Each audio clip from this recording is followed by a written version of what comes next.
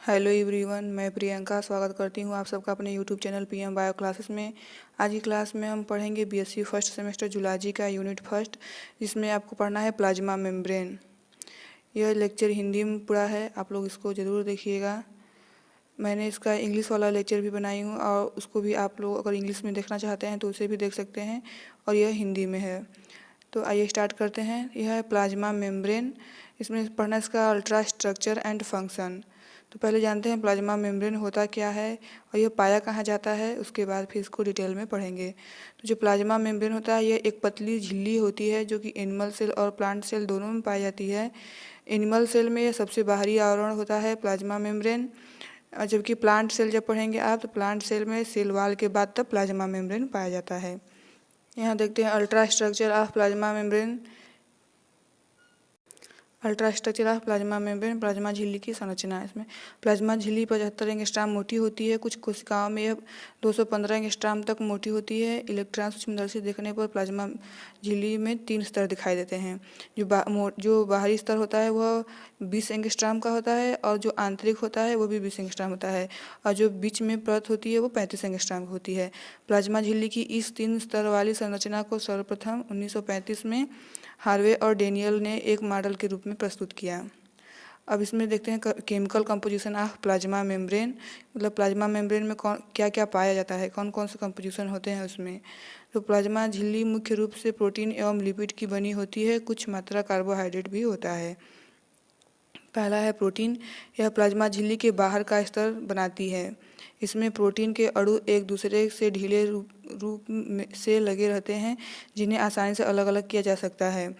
इसमें जो plasma membrane होता है उसमें जो प्रोटीन होता है उसमें 2 प्रकार का प्रोटीन पाया जाता है। एक एक्सट्रिंसिक प्रोटीन होता है, एक इंट्रिंसिक प्रोटीन होता है। इसमें ज़्यादा डिटेल में दिया नहीं है, मैं आपको डायग्राम दिखाऊंगी, उसमें आपको बता दूंगी। 2 प्रकार का प्रोटीन पाया जाता है, एक एक्सट्रिंसिक प्रोटीन होता है और एक इंट्रिंसिक प्रोटीन। एक्सट्रिंसिक प्रोटीन जो होता है वो मेम्ब्रेन के बाहर बाहर लगा होता है, और जो इंट्रिंसिक प्रोटीन होता है वह मेम्ब्रेन के अंदर धंसा हुआ होता है। सेकेंड में है लिपिड। लिपिड जो होता है वो 20 से 40% पाया जाता है। इसमें कोलेस्ट्रॉल, ग्लाइकोलिपिड व फास्फोलिपिड के रूप में पाया जाता है। लिपिड जो होता है कोलेस्ट्रॉल, ग्लाइकोलिपिड और फास्फोलिपिड के रूप में पाया जाता है। अधिकतर फास्फोलिपिड ही होता है। फास्फोलिपिड के अणु उभय संवेदी होते हैं। इनके दोनों सिरों के अणु अलग अलग होते हैं। इसमें लिपिड जो होता है, आप जब प्लाज्मा मेम्ब्रेन पढ़ेंगे फ्लूइड मोज़ेक मॉडल, तो उसमें आपको बाई लेयर मिलता है लिपिड का पढ़ने के। अभी मैं आपको आगे दिखाऊंगी। फिर आता है पोलर एंड। जो लिपिड होता है इसमें पोलर और नॉन पोलर 2 पार्ट होते हैं। यहाँ देखिए जो पोलर लिखा है, फास्फोलिपिड अणु का यह सिरा जल स्नेही होता है। यह सिरा कोलिन फास्फेट का बना होता है, इसे शीर्ष भाग कहते हैं। जब आप लिपिड का जब पढ़ेंगे स्ट्रक्चर तो उसमें यहाँ देखिए ऐसे होता है, ऐसे ये शार्ट में डायग्राम ऐसे बनता है। ये उसका हेड होता है लिपिड का, और ये लिपिड का जो होता है यह टेल होता है। हेड होता है यह पोलर होता है, और जो टेल होता है यह नॉन पोलर होता है। यहाँ में देखिए ऐसे स्ट्रक्चर बनाया है इसका। अब यहाँ देखिए जो यहाँ पे कार्बोहाइड्रेट दिया है, यह आरबीसी तथा यकृत की कोशिकाओं की प्लाज्मा झिल्ली में 5% कार्बोहाइड्रेट होते हैं। वे कार्बोहाइड्रेट जो लिपिड अणुओं से जुड़े होते हैं उन्हें ग्लाइकोलिपिड कहते हैं, और जो प्रोटीन अणुओं से घिरे होते हैं उन्हें ग्लाइकोप्रोटीन कहते हैं। अगर प्रोटीन है और कार्बोहाइड्रेट प्रोटीन से जुड़ा हुआ है तो उसे ग्लाइकोप्रोटीन कहेंगे, अगर लिपिड से जुड़ा हुआ है तो उसे ग्लाइकोलिपिड कहेंगे। यहाँ देखिए लिखा है प्लाज्मा झिल्ली की संरचना को स्पष्ट करने के लिए अलग अलग वैज्ञानिकों ने अपना अलग अलग समय पर मॉडल प्रस्तुत किए, जो निम्न प्रकार हैं। इसमें पहला मॉडल है फ्लूइड मोज़ेक मॉडल, जो कि बहुत इंपॉर्टेंट है, यह पेपर में भी पूछता है बार बार। इसमें ये हैं सिंगर और निकोलसन, जो साइंटिस्ट थे, 1972 में इसको दिए थे fluid mosaic model, plasma membrane का फ्लूइड मोज़ेक मॉडल दिए थे। इसमें क्या है कि प्लाज्मा झिल्ली के प्रोटीन अणु और लिपिड अणु दोनों ही उभय संवेदी होते हैं, अर्थात इनमें जल विरागी व जल स्नेही दोनों प्रकार के अणु होते हैं। इनके अध्रुवी सिरे जल विरागी, अध्रुवी सिरे मतलब टेल और अंदर की ओर, तथा ध्रुवी सिरे मतलब हेड जल स्नेही बाहर की ओर रहते हैं। अब देखिए यहाँ फ्लूइड मोज़ेक मॉडल है, प्लाज्मा मेम्ब्रेन का फ्लूइड मोज़ेक मॉडल जो दिए थे सिंगर और निकोलसन। यहाँ पे देखिए प्रोटीन होता है, इसमें प्रोटीन, लिपिड पाया जाता है और कार्बोहाइड्रेट। तो जो प्रोटीन होता है वो दो प्रकार का होता है, एक एक्सट्रिंसिक प्रोटीन होता है और एक इंट्रिंसिक प्रोटीन। तो यहाँ देखिए जो ये बाहर की तरफ है, यहाँ पे यह इंट्रिंसिक प्रोटीन है। यह प्लाज्मा मेम्ब्रेन में धंसा हुआ है, यह इंट्रिंसिक प्रोटीन है।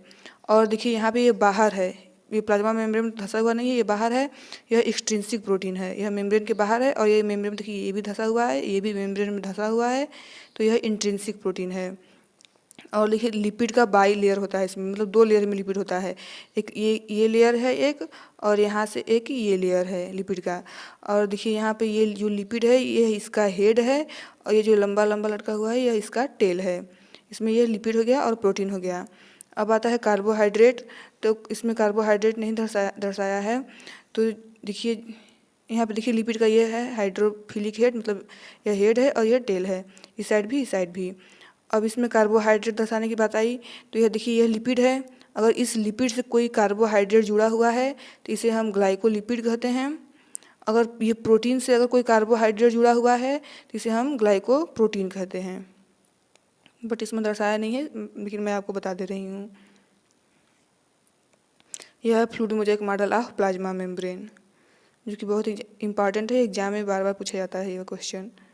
इसमें प्लाज्मा मेम्ब्रेन के और भी मॉडल हैं, बट इसमें इस किताब में थोड़ा अच्छा से नहीं दिया है। मैं एक वीडियो बनाई हूँ, उसमें पूरा मॉडल बताई हूँ आपको, प्लाज्मा मेम्ब्रेन का कितना मॉडल है, कौन कौन मॉडल दिया है और कब दिया है। तो आप लोग उस वीडियो को जाकर देख लीजिएगा। उसके बाद फिर अब मैं इसका फंक्शन बताती हूँ। क्या है function of plasma membrane, plasma झिल्ली के कार्य। पहला इसमें क्या है, पदार्थों के आवागमन का नियंत्रण, मतलब regulation of passage of materials.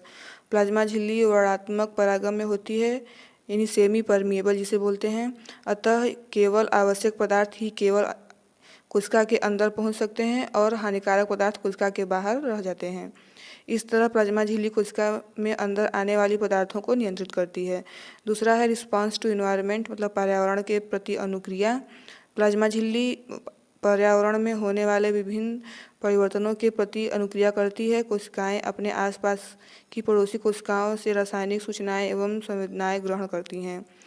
Third है प्रोटेक्शन एंड सुरक्षा। प्लाज्मा झिल्ली चूंकि कोशिका का बाहरी आवरण है, इसलिए कोशिका के बाहरी वातावरण में जो भी दुर्घटनाएं होती हैं उनका असर सबसे पहले प्लाज्मा झिल्ली पर पड़ता है, वह कोशिका अंदर सुरक्षित रहती है।